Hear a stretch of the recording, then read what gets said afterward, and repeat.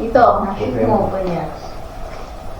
Pagdating nyo dito sa ano, sa check, tikman nyo to, talagang masarap to.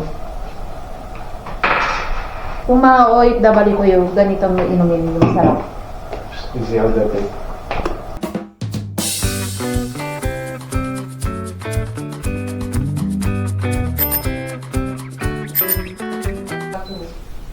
Ano, sabi,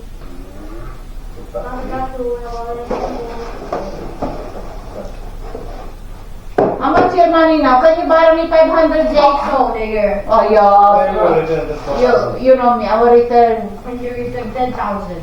Yeah, I will return 10,000. Your trouser. Pizza. Hey, Toko, your, No pizza. ay, nobody borrowing money now. Store.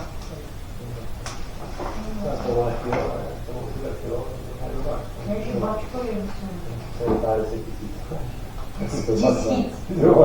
Nakabili siya ng ano, ng Monster na ano, sombrero.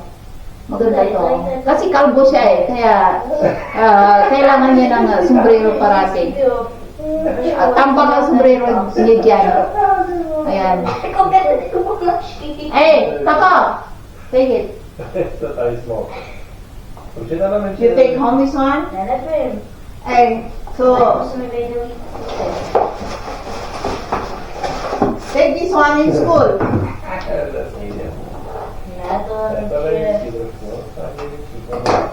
Ayan, nakabili kami.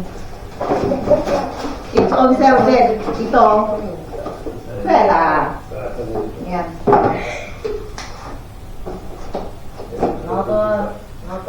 Yeah, magandang style. Chinilas.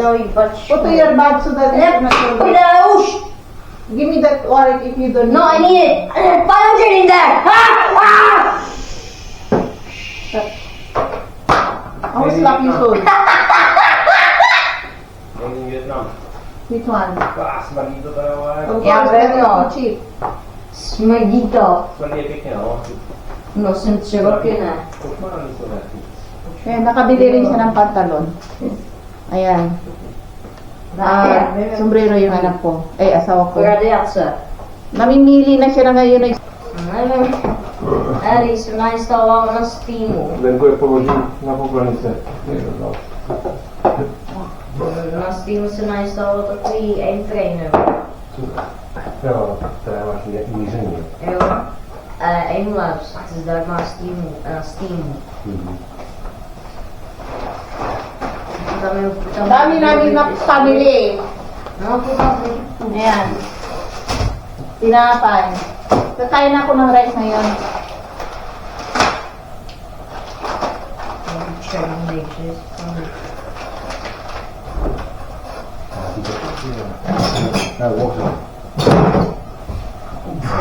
Kaže se odžívám, jo. Odletí. Tak tapím se. Wala na space yung refrigerator Jak namin. kočka. Jsem udělal skudera. To je špinavé. To je vysoké. Se nebojíš, jo. Ito ang paborito ko. Pozor, kabely. Neuštutíš. Koupil jsi všechno. Sigura.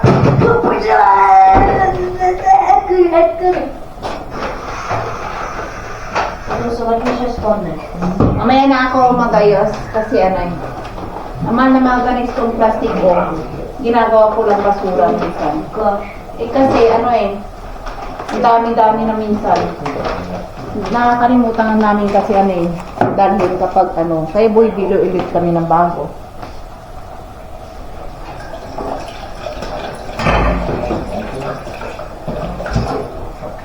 This is an aimlab.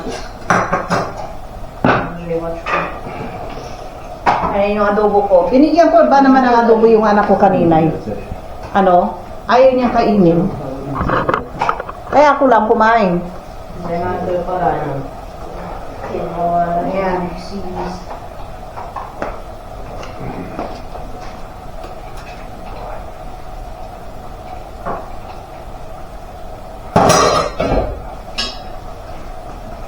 Jag tror att så är det. Då! Ty var så posrał. A totalnie. I były wiele loty.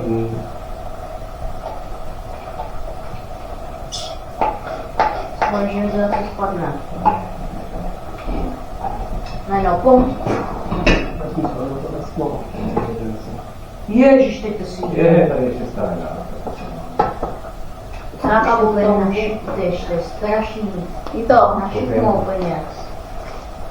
pagdating nyo dito sa ano, sa Czech, tikman nyo to, talagang masarap to. Kung mga OFW ko yung ganitong inumin, yung masarap. Zjadł lepiej.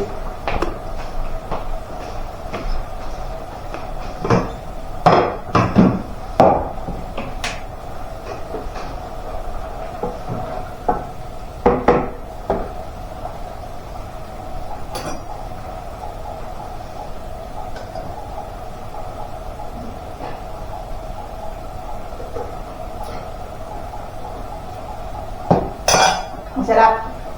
Sarap. Nyam-nyam.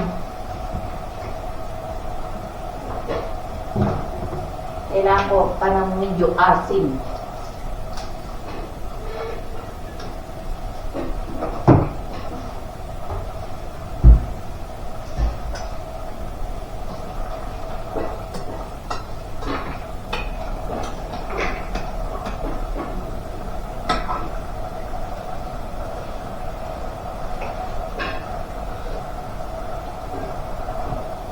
Pwede na. Dito na lang ako, ay, kung minsan dito ako mismo kumakain sa kaldero.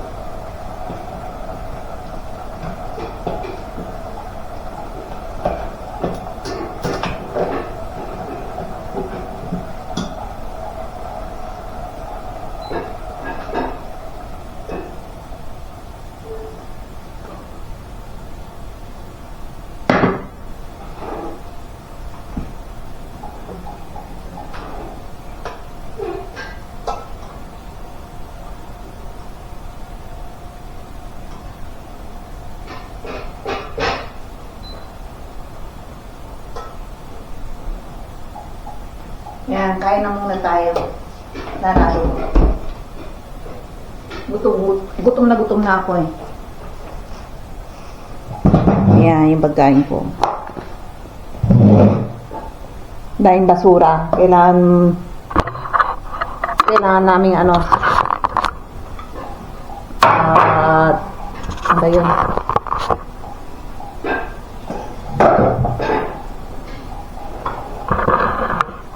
Ayan, diyan tayo kakain. Naglinis na ako kanina umaga. Pagdating ng dalawa na nagkalat na naman ng bahay. Buti nga dadalawa yung ano, inaalagaan ko. Kung 5 sila, nako. Non-stop cleaning. You understand? No. Hungry or no?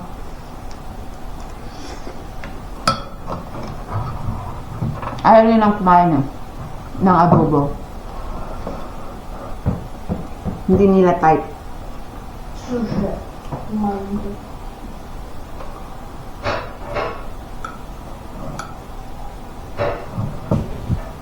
Ayan, dami na namang hugasan. Talilinis ko lang kaninong umaga. Ngayon na naman. Dami na naman. Sa anak ko. Dami nilang kalat. Tsaka nag-grocery kami sa ano eh. Sa grocery, ang dami na yung pinit. Ay, yung plastic na yan, grabe ang amoy. Mabaho kasi pinagbabaran ko ng kimchi. Kahit na anong hugas ko, binabad ko na ng isang araw sa mainit na tubig pa ha. Yung maalis-alis yung amoy ng kimchi.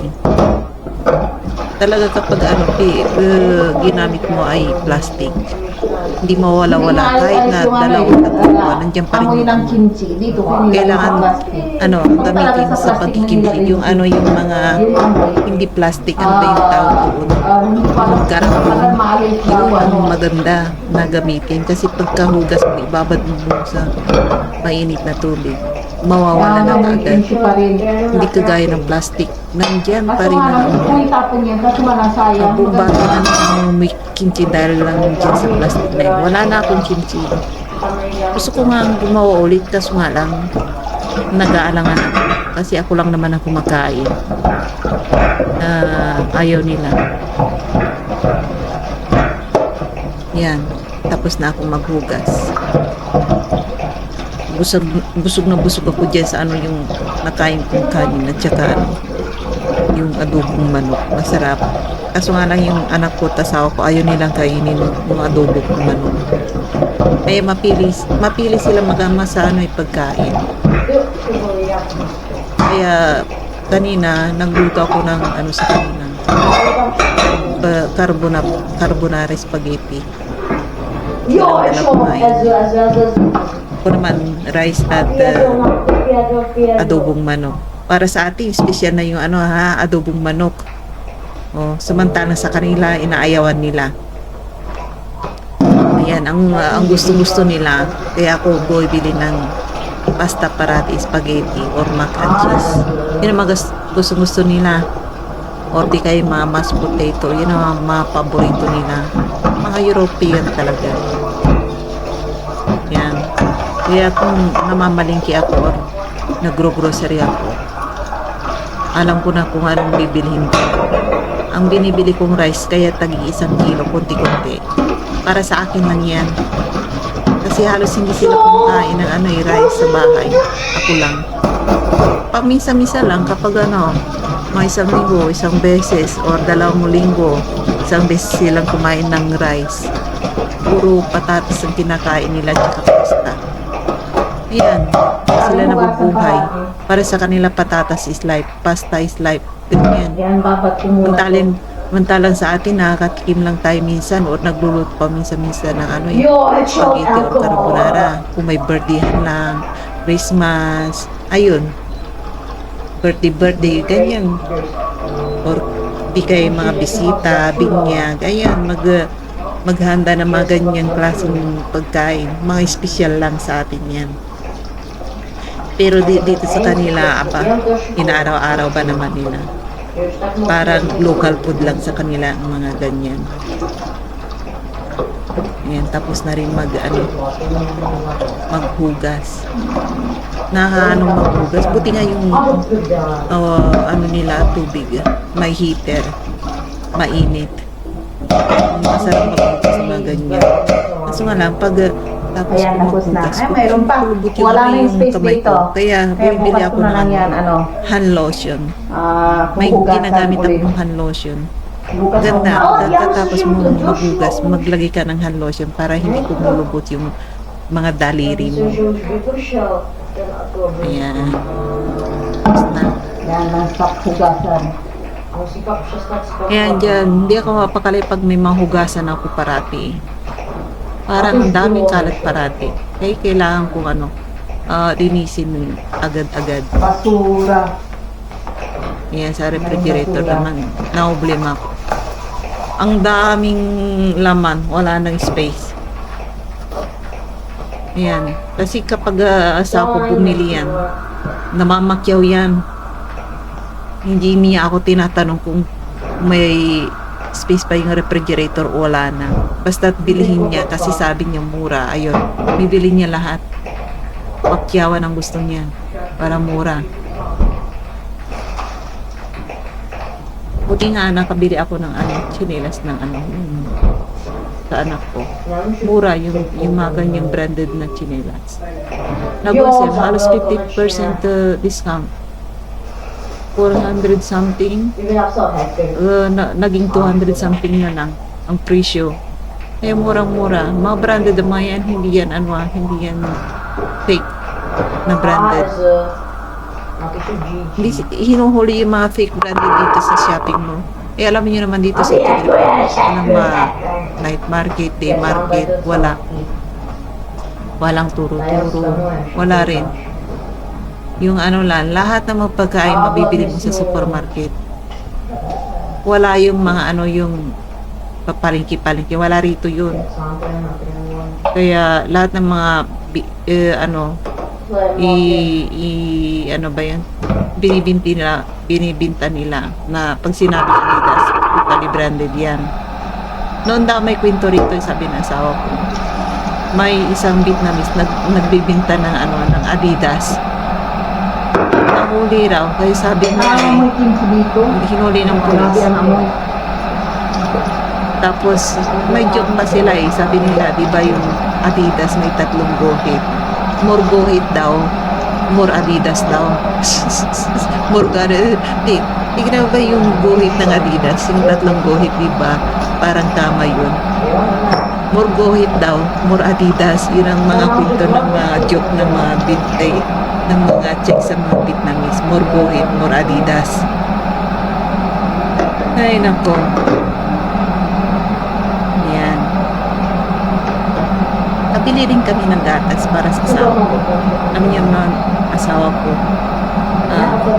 milk is life sa Yan. kanya. Parang Yun tayo. tubig niya yan. Medyo tapos na tayo. Kung saan kumurang ng mga gatas, pinapakyaw niya. Hindi siya umiinom ng mga tubig. Nakakapagod kumain. Ayan, bumili ulit kami na Puro isang gatas box siya na o juice. milk. Yan ang bali tubig ng asawa ko. Pag nawala ng juice dito sa bahay, yan ang iniinom niya. Mahal na Hindi mga sila inumin niya.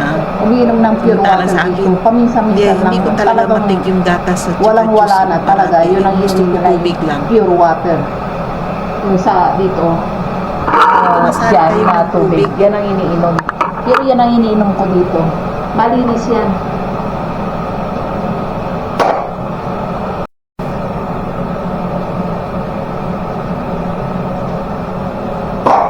Magtsatsa ako kasi parang naumay ako doon sa adobo. Gusto ko nung mainit. Mag-iinit na tubig.